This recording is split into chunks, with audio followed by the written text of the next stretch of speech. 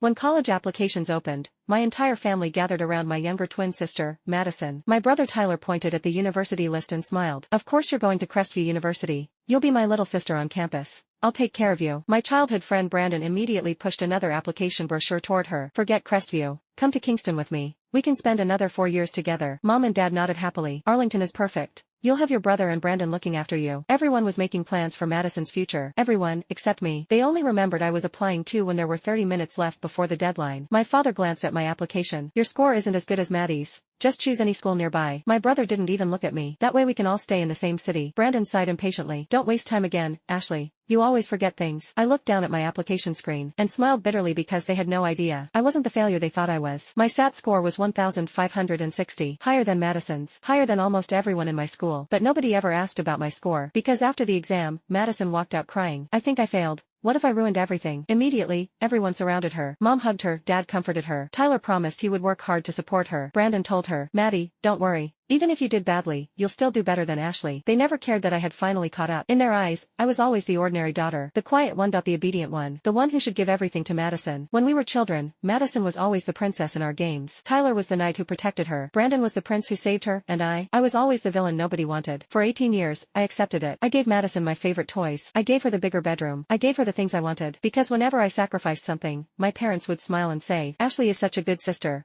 But being a good sister only meant one thing, nobody ever chose me. So this time, I chose myself. I moved my cursor to the farthest university on the list. South Coast University, more than 700 miles away from home. Click, submit, confirm. The moment I pressed the button, I decided I was leaving them behind. After the applications were submitted, my parents sent us money. Madison opened her account and immediately smiled. I knew Mom loved me the most. She turned to me.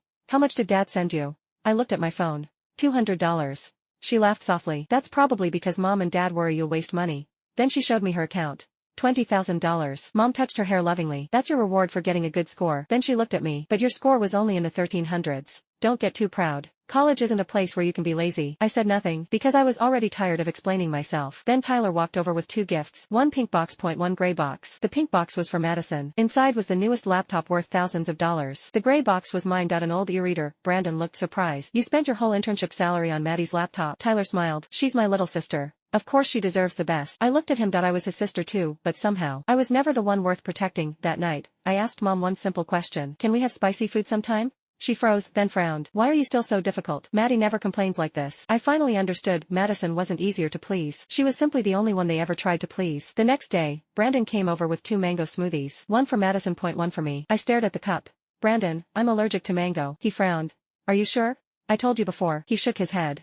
I don't remember. 3 years ago, he had cried after accidentally giving me mango. He promised he would never forget. But he did. Everyone forgot. Forgot my allergies, forgot my favorite food, forgot my dreams, forgot me. Then came the final moment. My family was going to Madison's graduation celebration. I stood outside our car. There were 5 people inside, but somehow, there was no seat for me. Dad looked annoyed. Can't you just squeeze in? Mom said. Maddie gets carsick. She needs the front seat. I looked at the car. My mother, my father, my brother, Brandon, Madison, all together, without me. So I stepped back. Never mind.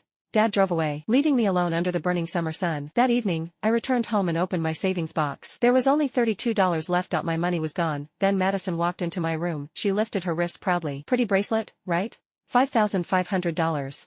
My heart stopped. That was exactly how much money disappeared. I looked at my mother. You took my money? She didn't apologize. Instead, she said, you live under my roof. Why are you acting like I stole from you? At that moment, something inside me finally broke. For 18 years, I waited for them to choose me, but they never did. So I stopped waiting. I packed my bags, blocked every number, and boarded the train to South Coast University. This time, I wasn't running away. I was finally choosing my own life.